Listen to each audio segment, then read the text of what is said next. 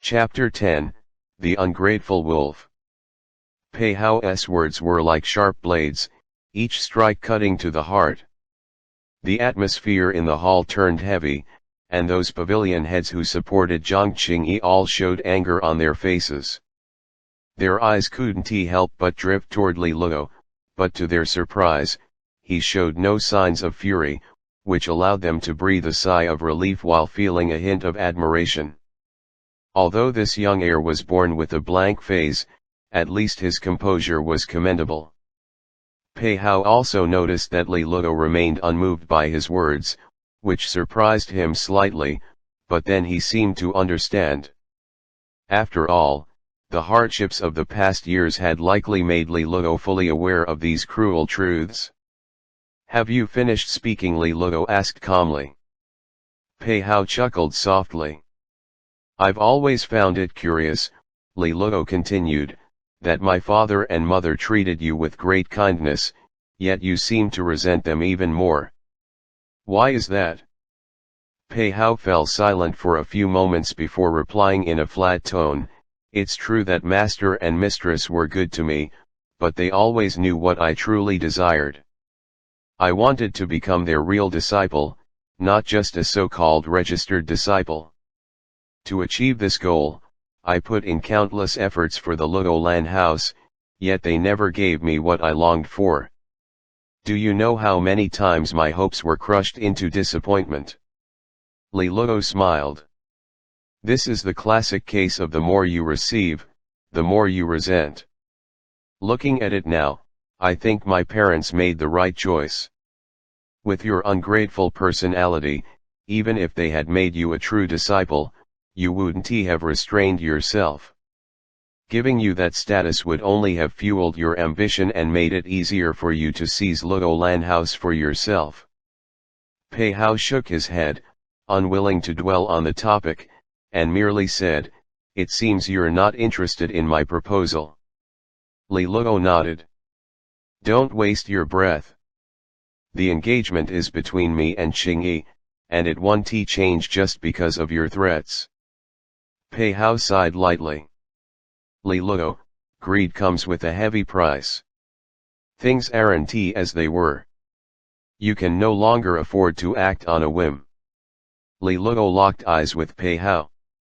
Although he was weaker in terms of aura, the look in his eyes made Pei Hao feel uncomfortable. Pei Hao chuckled dryly. "Li Luo, do you really think Junior sister can protect you forever? You're still too naive. But since you disagree with my proposal, so be it.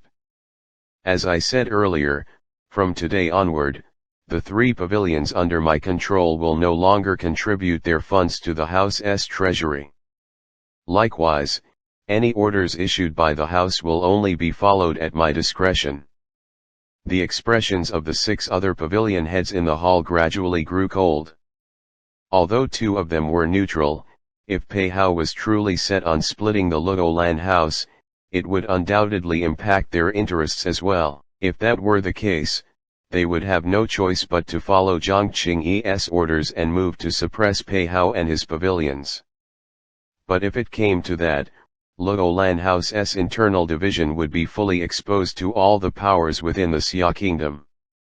"What, thinking of making a move on me?" Pei Hao seemed to sense the chill in their eyes and laughed softly.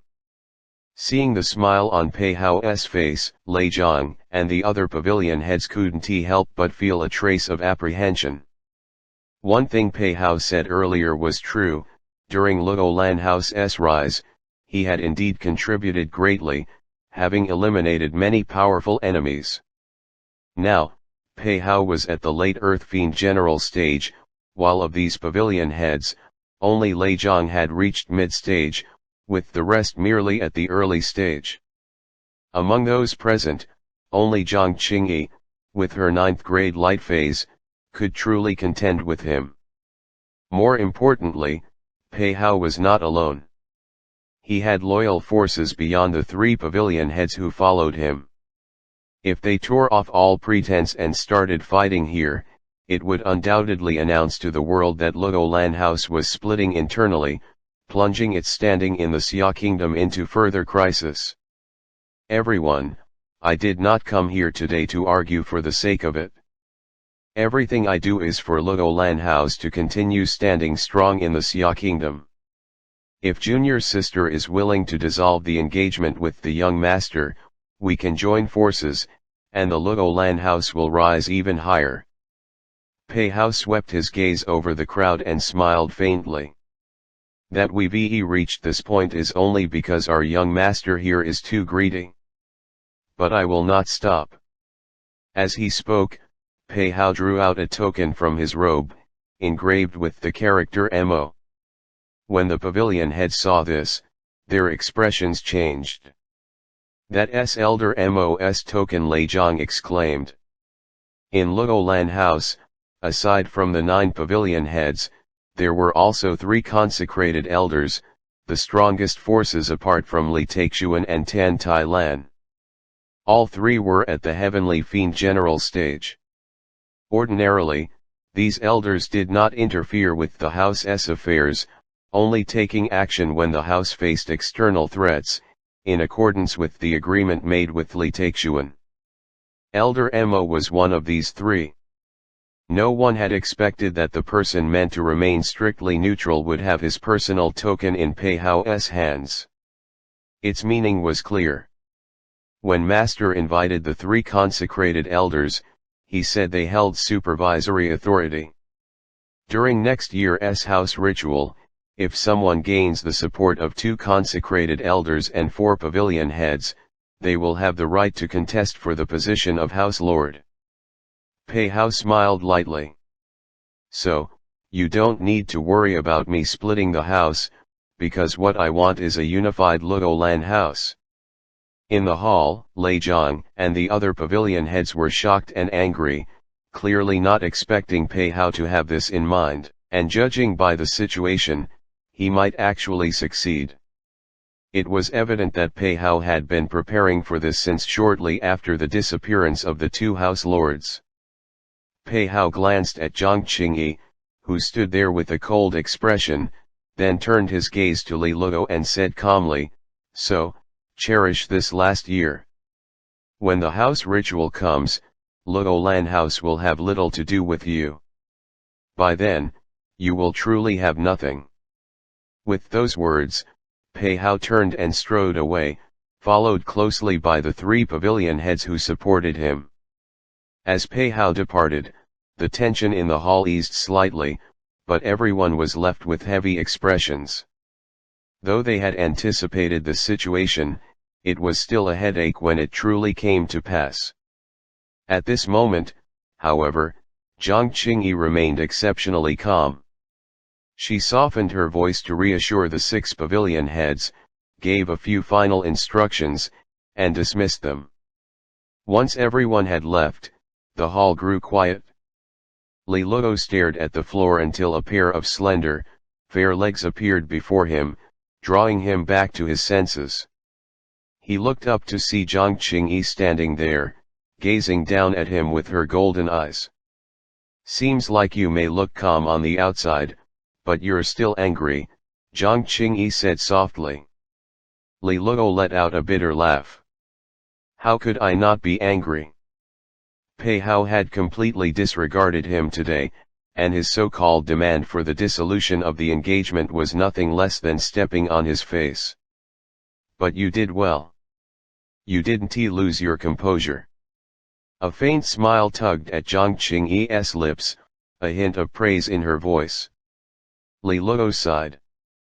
"If I could, I'd have preferred to smash his head in on the spot and clean up the family mess for my parents." His composure was mostly due to the reality that he couldn't do anything. At this moment, Li Luo once again felt keenly the importance of strength. The so-called young master was nothing after his parents' disappearance.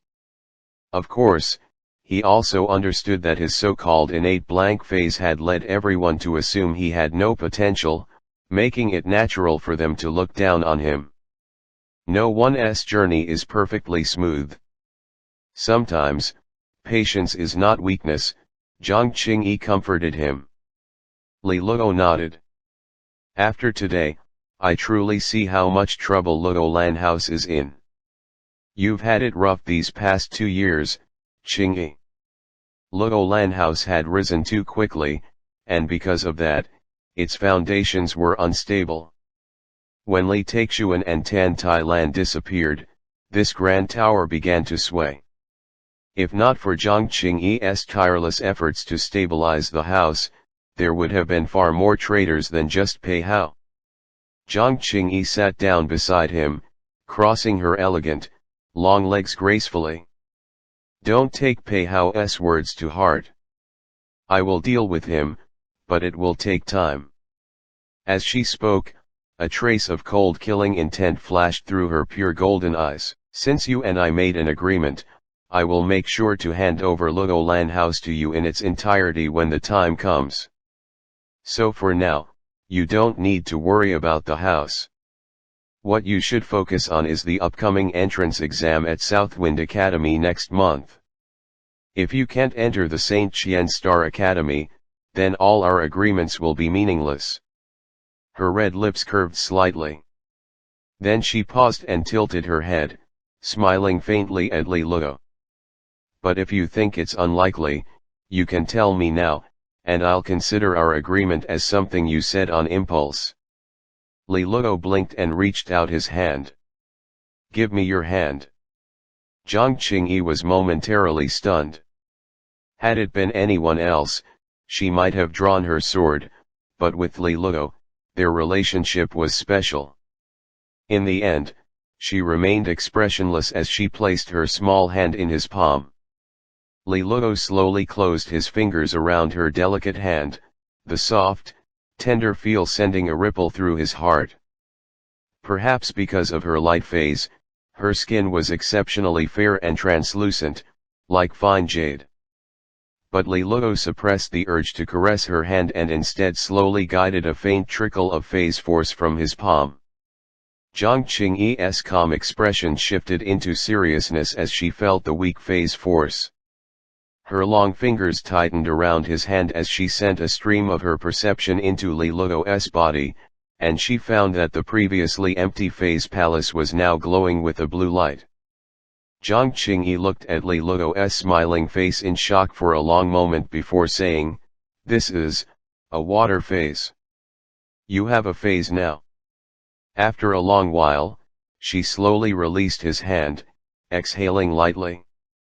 Was it something left by master and mistress that solved it for you? Li Luo nodded. Jiang Qingyi let out a soft breath, her voice light. This is the best news today. Your water phase isn't high in grade, but it feels unusually pure, perhaps due to the rare materials master and mistress left for you. But regardless, this is a good start. It was clear that Jiang Qingyi was in a good mood, her usually sharp brows softening slightly. Finally, she teased him with a small smile, "Congratulations.